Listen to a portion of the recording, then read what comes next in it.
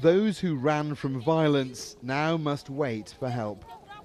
Across the Nile, they fled the fighting, cramming into these narrow boats. They have no food, clean water or shelter, but at least now they're safe. They are almost all from the Dinka tribe.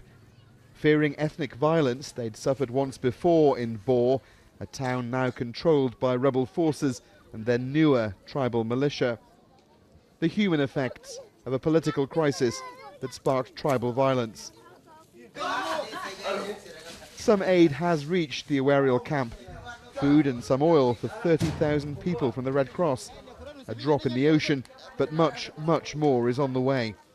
The ICRC is giving the people what they need, because when they displaced, for them it was so spontaneous. Some of them have displaced a lot of times. So in the process, they have lost their essential household items, they have lost their food. So they come here, you come and look at them, actually, you can see that their needs in this community, and they're quite huge. Well over 200,000 people have been displaced by the fighting across the country.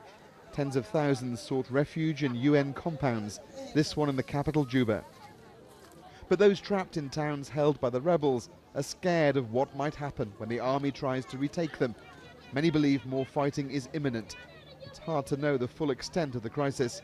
There are still great unknowns. There are swathes of the country in Unity in an Upper Nile state where there has been considerable fighting in the past couple of weeks. And increasingly we're trying to move around by air, and we will try also by road to reach as many people and as many sites as possible to get a clearer picture of what is happening. That's led the US Embassy here to evacuate more staff because of deteriorating security. Delegates have finally started to arrive for peace talks in Ethiopia, but those representing the former vice president, who's accused of starting the crisis by trying to snatch power, have a list of 7 things to agree on in order of priority, and a ceasefire is last on the list. Without any progress to bring peace back to South Sudan, it seems likely for now that these people won't be able to return to their homes across the river in Bor. They still have no clean water, they have little food. It's a major humanitarian crisis. Alistair Leithhead, BBC News in South Sudan.